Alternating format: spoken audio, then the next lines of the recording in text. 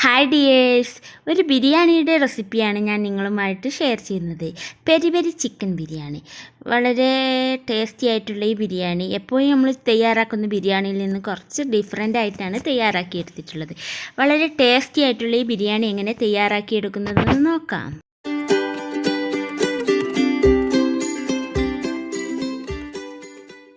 Peri peri chicken biryani തയ്യാറാക്കാൻ വേണ്ടി വലിയ ചിക്കൻ പീസ് ഇതുപോലെ വരഞ്ഞു കൊടുത്തിട്ടുണ്ട്. മസാലയൊക്കെ എല്ലായിടത്തും പിടിക്കാൻ വേണ്ടിയിട്ടാണ്.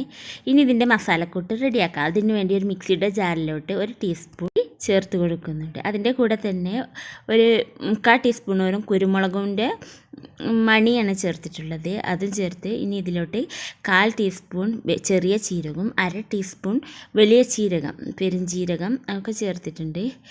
ഇനി ഒരു 1/2 ടീസ്പൂൺ ഗരം മസാല, ഇതിൻ്റെ കൂടെ 2-3 ഏലക്കയും ഗ്രാമ്പുവും കൂടെ ചേർത്ത് നല്ലതുപോലെ ഒന്ന് പൊടിച്ചെടുക്കാം. പൊടിച്ചെടുത്തത് മാറ്റി വെച്ചിട്ട് അതേ ജാറിലോട്ട് തന്നെ 2-3 കഷ്ണം ഇഞ്ചിയും ഒരു പച്ചമുളകും, എരിവിനനുസരിച്ച് പച്ചമുളകിൻ്റെ എണ്ണം കൂട്ടാം, ഒരു 10 അല്ലി വെളുത്തുള്ളിയും കൂടെ ചേർത്തിട്ട് ഇതിലേക്ക് അല്പം മല്ലിയിലയും പുതിനയിലയും ചേർത്ത് നല്ല ഫൈനായിട്ടൊന്ന് അരച്ചെടുക്കാം.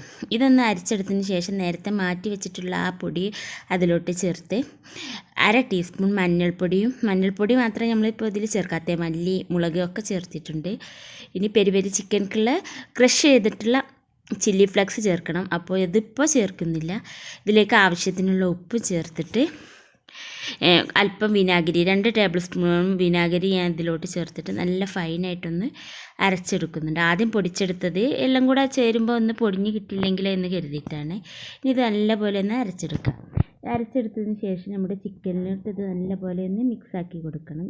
മിക്സിയുടെ ജാറിൽ നിന്ന് ഇതൊക്കെ സീഡ്സ് ആയിട്ട് നിങ്ങളുടെ കയ്യിൽ കുരുമുളകും മല്ലിയൊന്നും ഇല്ലെങ്കിൽ അതിൻ്റെ പൊടികൾ യൂസ് ചെയ്താലും മതിയാവും കേട്ടോ.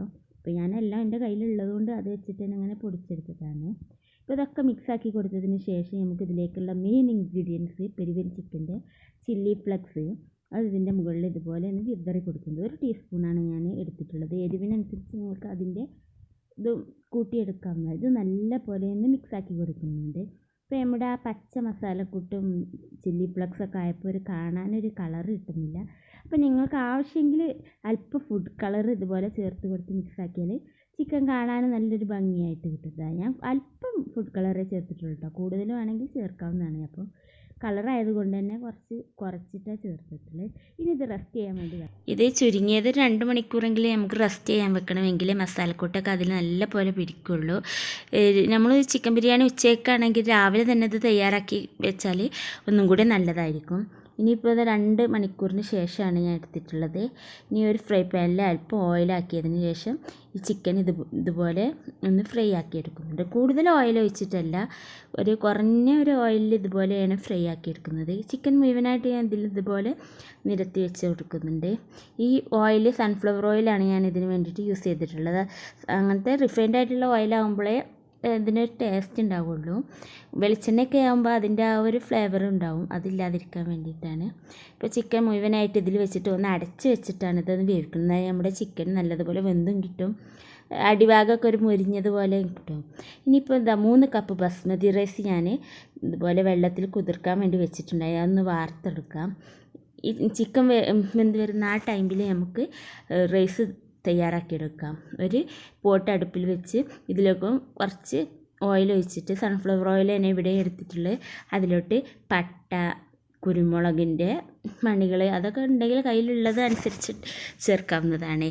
ഡ്രൈ ലെമൺ ഉണ്ടെങ്കിൽ, ഉണക്കനാരങ്ങ ഉണ്ടെങ്കിലും ചേർക്കാവുന്നതാണ്. ഇനി ഇതിലോട്ട് ഒരു സവാള കട്ട് ചെയ്ത് ഇതുപോലെ ചെറുതായിട്ട് വഴറ്റിയെടുക്കും. സവാള ഒന്ന് വഴന്ന് വന്നതിന് ശേഷം ഇതിലോട്ട് പേസ്റ്റ് രൂപത്തിൽ അരച്ചെടുത്തിട്ടുള്ളൊരു ടൊമാറ്റോ ചേർത്ത് കൊടുക്കുക. തക്കാളി അരച്ചെടുത്തപ്പോൾ ഞാൻ അതിലോട്ട് ഒരു ചെറിയ കഷ്ണം ഇഞ്ചി, 3-4 അല്ലി വെളുത്തുള്ളിയൊക്കെ ചേർത്തിട്ടുണ്ടായിരുന്നു.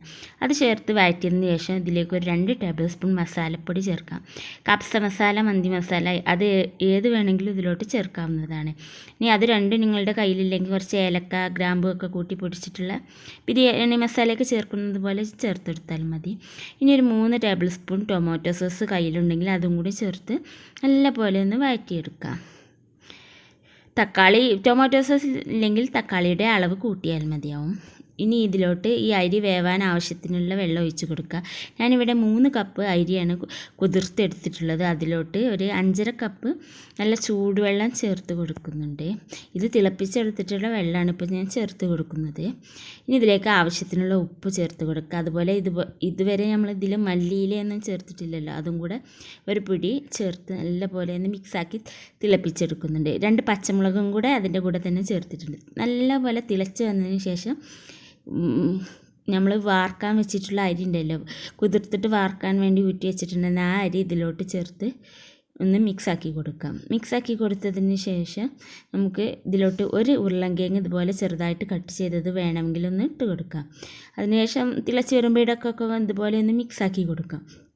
ഈ സമയത്ത് നമ്മുടെ ചിക്കനും മറ്റൊരു അടുപ്പിൽ വെന്തുകൊണ്ടിരിക്കുന്നുണ്ട്. ഇപ്പോൾ ചിക്കനൊക്കെ ഒരു ഭാഗമൊക്കെ നല്ലപോലെ ഫ്രൈ ആയി വന്നിട്ടുണ്ട്. ഇനി അതൊന്ന് നമുക്ക് മറിച്ചിട്ട് കൊടുക്കാം. ഈ സമയത്ത് തന്നെ ചോറും കൂടെ ആയാൽ രണ്ടും പെട്ടെന്ന് തന്നെ ആയി കിട്ടാൻ വേണ്ടിയിട്ടാണ്.